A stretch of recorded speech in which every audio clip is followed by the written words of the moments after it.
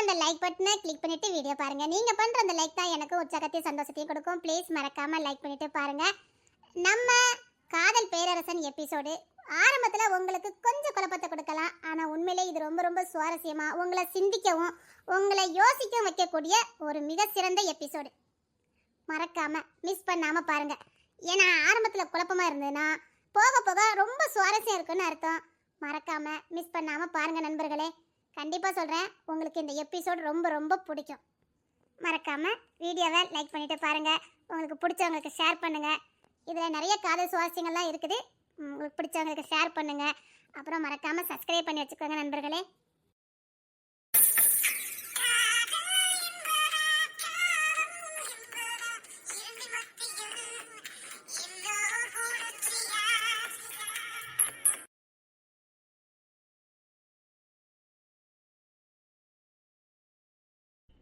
திடீர்னு பெரிய ஆள் மாதிரி இருக்கா.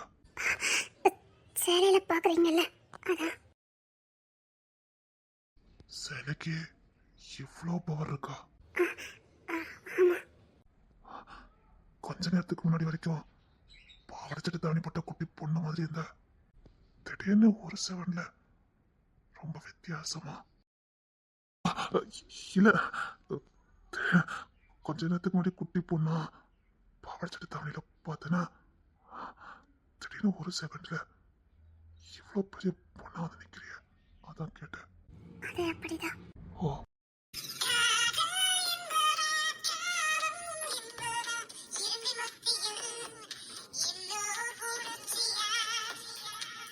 இப்பமா சேலை கட்டுவ?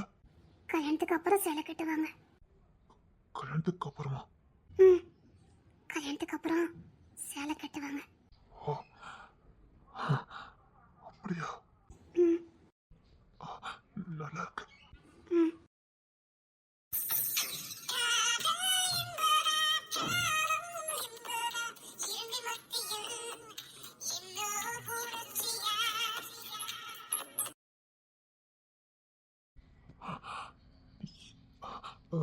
அதே எப்ப நம்ம இங்க இருந்து கிளம்புறோம்?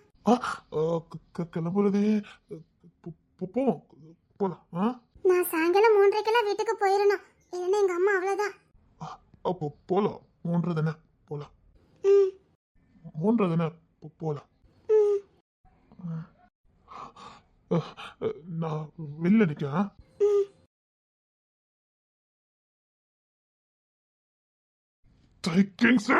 தோத்து போயிடாத.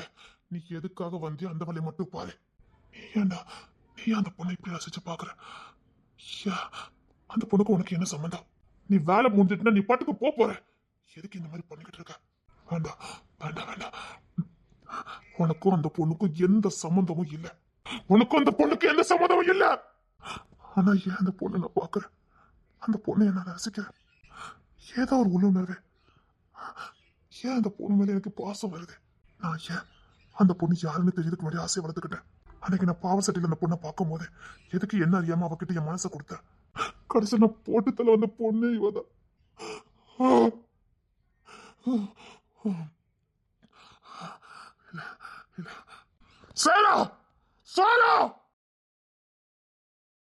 சீக்கிரம் வேலையை முடிங்க. இதுக்கு மேல என்னால பொறுமையா இருக்க முடியாது. சீக்கிரம் வேலையை முடிங்க. என்னால முடியல. ஏன்னா எனக்கு பயமா இருக்கு. நான் தோத்து போயிடணும்னு பயமா இருக்கு. விரும்புறேன சொல்லுன, விரும்புறியா? வேண்டாம், சீக்கிரம் வந்த வேலையை முடிச்சுட்டு நம்ம கிளம்பலாம். உன்னால இந்த வேலையை முடிக்க முடியுமா? நீ மனசை பறி கொடுத்துட்டியா? இல்ல, இந்த கிங்ஸ் யாருக்கிட்டையும் மனசை பறி கொடுக்க மாட்டேன். நான் வந்த வேலையை முடிச்சிடறேன். சீக்கிரம் முடிச்சுட்டு கிளம்புறேன். நான் இப்பவும் சொல்றேன், இது உன்னால முடியாது. என்னால முடியும், சத்தியமா என்னால முடியும். நீ ஆல்ரெடி அந்த பொண்ணை நேசிக்க ஆரம்பிச்சிட்ட.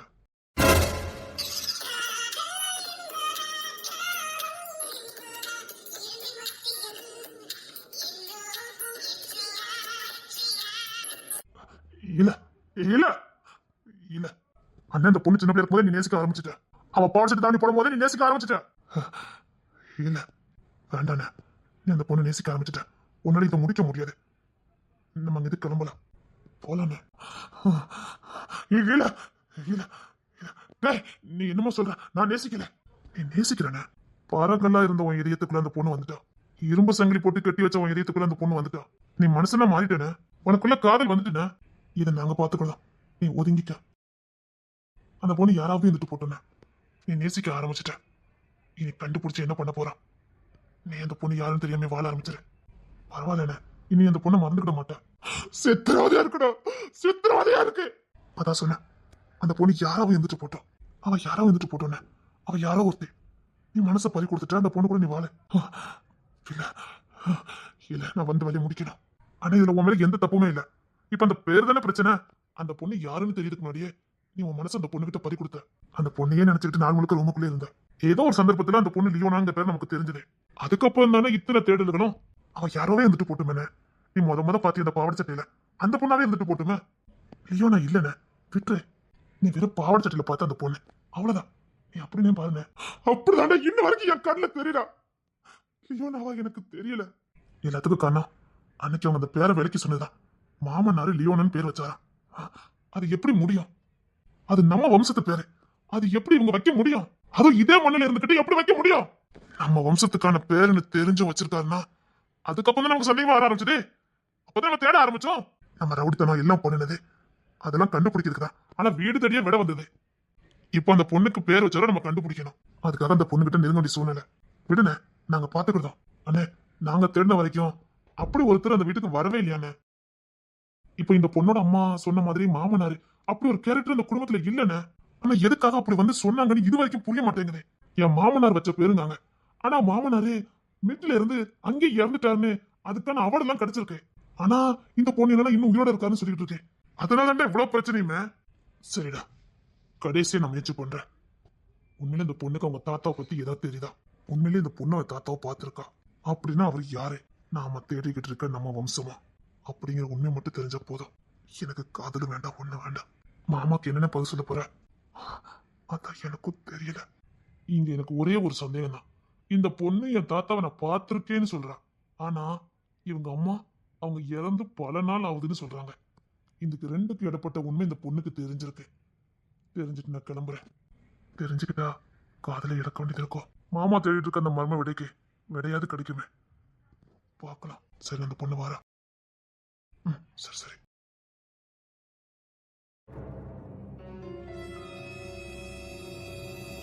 நாம எத்தனை மணிக்கு போறோம்? போலாம். இல்ல, நான் 3:30க்கு போகணும், அதான் சொல்றேன். இல்லைன்னா எங்க அம்மா ஏசும். என்ன நீ முழுசா நம்புறல? உங்க தாத்தாவை நீ உண்மையிலே பார்த்திருக்கியா? ஏன் ஓயாம அதையே கேக்குறீங்க?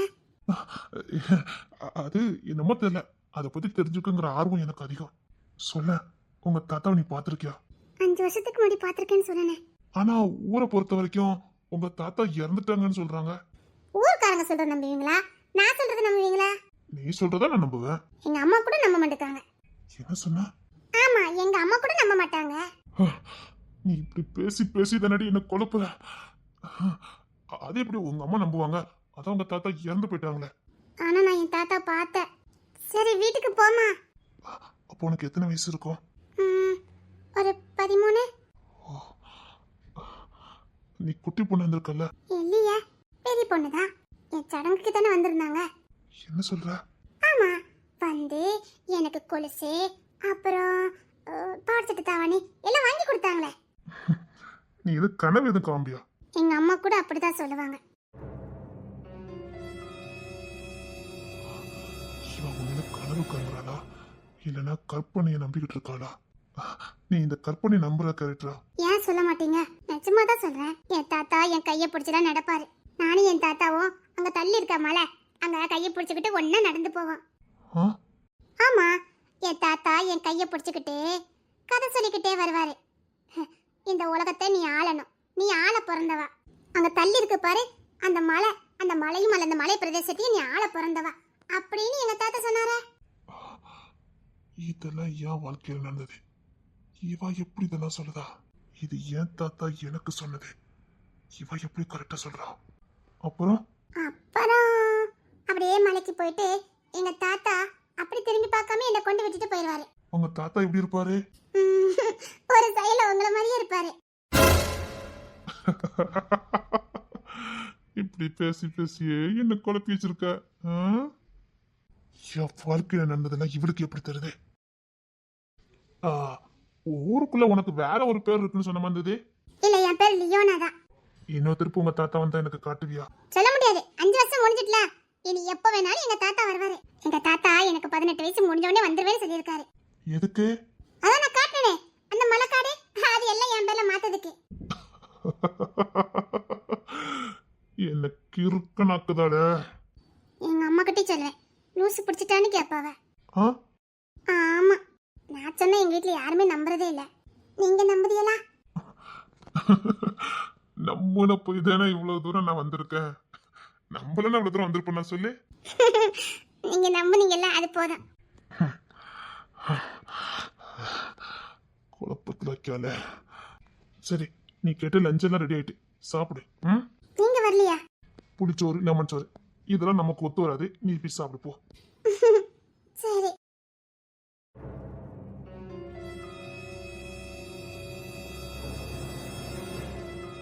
கேட்டீங்கல்ல? என்ன மாப்பிள்ள இப்படி குழப்பறோம்? என்னமோ இருக்கு. என்னால யாரையுமே நம்ப முடியல. வேண்டாம் மாப்பிள்ள, எதுக்கு இவ்வளவு இழுத்துக்கிட்டு போட்டுருங்க. அவளுக்கு 18 வயசு முடிஞ்சிட்டு அப்போ அவர் வந்துதானே ஆகணும். இவ சொல்றது உண்மைனா அந்த மலையை எழுதி வைக்கிறதுக்கு அவர் வந்துதானே ஆகணும். எனக்கு என்னமோ இந்த பொண்ணு கற்பனையில உளருதா இல்ல கனவுல கண்டதை நம்புதானே எனக்கு தெரியல. ஒரு பரம வேலை விட்டு ஒரு பொண்ணு எப்படி இதெல்லாம் சாத்தியமாகும்? சாதா ரேஷன் அரிசி சாப்பிடுற ஒரு வீட்டுல உள்ள பொண்ணு அப்படி இருக்கும் எப்படி இதெல்லாம் சாத்தியமாகும்? சரி, இவன் சொல்ற மாதிரி இருந்தாலும் அப்படி அவர் எப்படி இவ்வளவு நாள் கஷ்டப்பட விட்டுருப்பாரு. இது கூட எல்லாரும் கூட பண்ணிருக்க மாட்டாரு.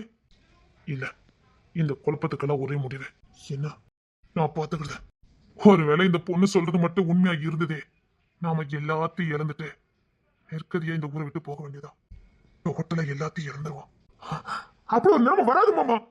அந்த பொண்ணுக்கு 18 வயசு முடிஞ்சிட்டு ஏதாவது ஒரு சம்பவம் நடந்ததுனாலும் எல்லாம் போச்சது. பேசாம இந்த பொண்ணு நம்ம போட்டுருவோம். இல்ல மாமா, அதுக்கு சொல்லல. நீங்க விரும்புறீங்க, அதனால அந்த பொண்ணை கொல்லதுக்கு உங்களுக்கு மனசுல அவ்வளவுதானே. நான் போட்டுறேன் மாப்பிள்ள. இல்ல மாமா, அதுக்கு இல்ல மாமா. மாப்பிள்ள நம்ம தோத்து போயிடுவோம். ஒட்டு மொத்தமா கொடுத்துட்டு தோத்து போயிடுவோம். இல்ல இல்ல, அவ தெளிவா சொல்றா மாப்பிள்ள. 18 வயசானா எல்லாத்தையும் எங்க தாத்தா எனக்கு எழுதி கொடுக்க போறாருன்னு. இல்ல, நான் பாத்துக்கிறேன் மாமா. நான் ரொம்ப டைம் கொடுக்க மாட்டேன். நீங்களா போட்டுறீங்களா இல்ல நான் போட்டு தள்ளட்டுமா?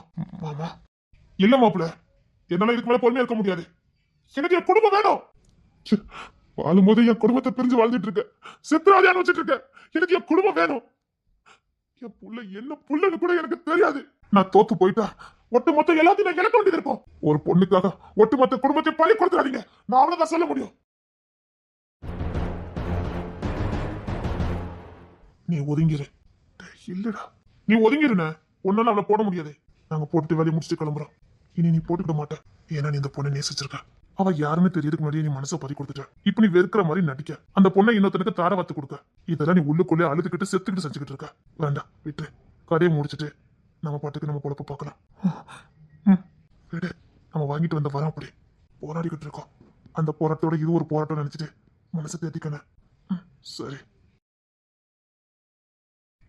என் கண்ணு முன்னாடி எதுவும் நடக்க வேண்டாம்.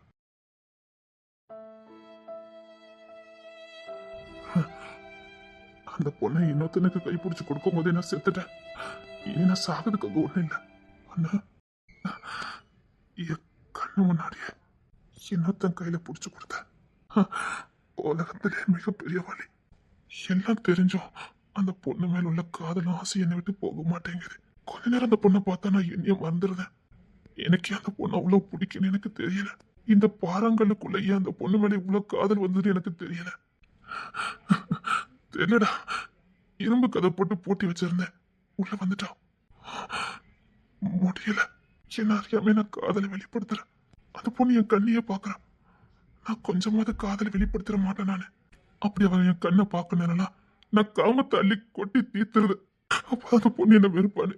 சத்தியமா எனக்கு ஒரு துளி கூட காமம் கிடையாது. அந்த பொண்ணை பார்த்தா அள்ளி அணைச்சு அவ கூட அதிக நாள் வாழணும், அவ கூட குழந்தை குட்டியோட வாழணுங்கிற ஆசை மட்டும் தான் வருது. காமம் ஒரு துளி கூட எனக்கு வராது. ஆனா அவ என்ன நம்பணுங்கக்காக காமத்தை காட்டுற. அப்படிதான் அந்த பொண்ணு என்ன நம்புறாடா. அண்ணா, நான் ரொம்ப துரதிருஷ்டசாலிடா. எப்படி ஒரு பொறுப்பு எடுத்துட்டு வந்திருக்கேன் பாத்தியா. சீக்கிரம் போட்டுருங்க. அண்ணா, முடியலடா. அந்த பொண்ணு என் கூட இருக்கும் போதெல்லாம் அவ ஆயுசு தான் என் கண்ணு முன்னாடி தெரியுது. இன்னும் கொஞ்ச நாள்ல போட்டுருவோம். இன்னும் கொஞ்ச நாள்ல செத்துருவான்னு தான் என் கண்ணு முன்னாடி தெரியுது. வேண்டாண்டா, வேண்டாம், போட்டுருங்க, போட்டுருங்க. மாமாவாத சந்தோஷமா வாழ்வாரு. சரிண்ணா. ஏண்டி என் மனசுக்குள்ள வந்த? ஏண்டி இந்த பாவிய பார்த்த? நான் ஏண்டி உன்னை பார்த்தேன்? நீயா வந்து ஏண்டி எங்க கிட்ட சரணடைஞ்ச? அத்தனை ஜனங்களுக்கு முன்னாடியும் நீ ஏண்டி வாக்குமூலம் கொடுத்த?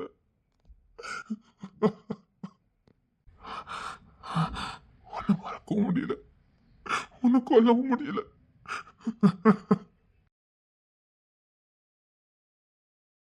இங்க நேரம் ஆயிட்டே இருக்கு, கிளம்புவோமா? அது வந்து போலாம், நேரம் கிடக்கல. இல்ல போவோமே, நேரம் ஆயிட்டுல.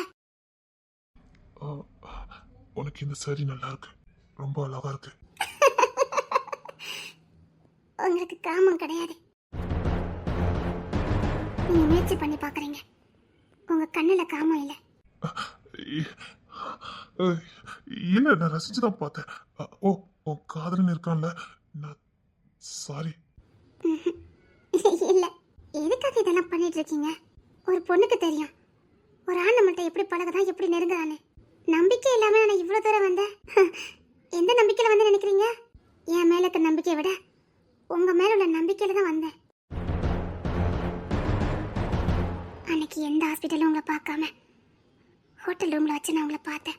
உங்க உடம்புல ஒட்டு துணி கூட கிடையாது. உசுரை எப்படியாவது காப்பாத்திட மாட்டோமான்னு போராடி காப்பாத்தினேன். கண் முழிச்சிங்க. அந்த சின்ன ரூம்ல ஒரே ஒரு பெட்ஷீட் தான், 2 பேரும் போத்திக்கிட்டு தூங்கணும். ஒரு தாயா பார்த்தீங்க, ஒரு தெய்வமா பார்த்தீங்க. எத்தனை இரவே பூரணமா குணமாயிட்டீங்க. அப்ப கூட அதே ரூம்ல தான் 2 பேரும் இருந்தோம். ஒரு பொண்ணு எங்க பாதுகாப்பு உணர்ந்தாலோ அவன் நல்லவன்னு அர்த்தம். அவன் அவளை தெய்வமா பார்க்கறான்னு அர்த்தம். அவளை ஒரு தாயா பார்க்கறான்னு அர்த்தம். அப்படி பார்த்த மனுஷன் நீங்க. எத்தனையோ இரவுகள் உங்க கூட சின்ன சின்ன ஆடைகளை போட்டுக்கிட்டு கொண்டத்தனமா நடந்திருக்கேன். அப்பெல்லாம் ஒரு தகப்ப ஸ்தானத்துல இருந்து எல்லாத்தையும் சரி செஞ்சீங்க. அங்க ஒரு துளி கூட காம எட்டி பார்க்கல.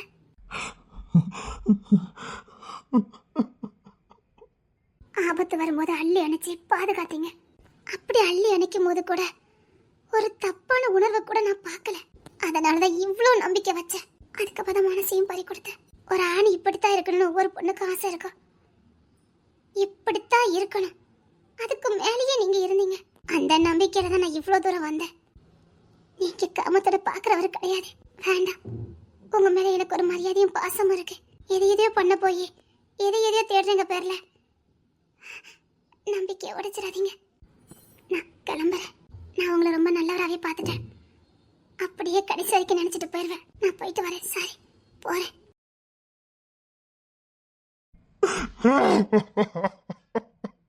உசுறு போகுதே, உசுறு போகுதே,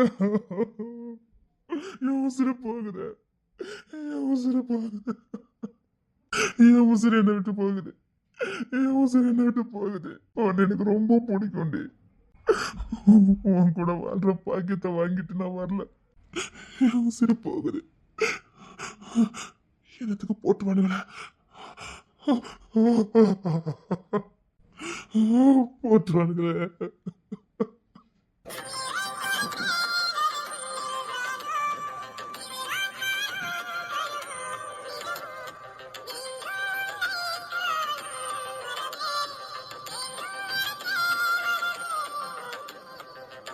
இனிமேல் உன்னை பார்க்க முடியாதா? இனிமேல் உன்னை பார்க்க முடியாதுடி. இனிமேல் இந்த பொக்கிஷத்தை நான் பார்க்க முடியாதா? இனிமேல் இந்த தேவதையை நான் பார்க்க முடியாதா? என் உசுரை என்னை விட்டு போகுது. என் உசுரை என்னை விட்டு போகுது. சாரிண்ணே, போட போறோம்.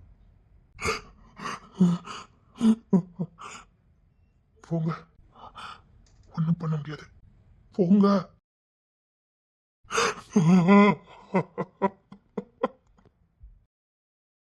சாரி மாப்பிள்ள, போங்க.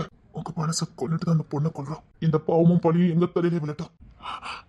உங்களுக்கு எந்த பழியும் வேண்டாம். அதான் இந்த காரியத்தை நாங்க பண்ண போறோம். கொல்றனை விட கொல்ல தூண்டுறவனுக்கு தான் தண்டனை அதிகம். நான் காட்டி கொடுத்துருக்கேன். அந்த தேவதைய காட்டி கொடுத்துருக்க.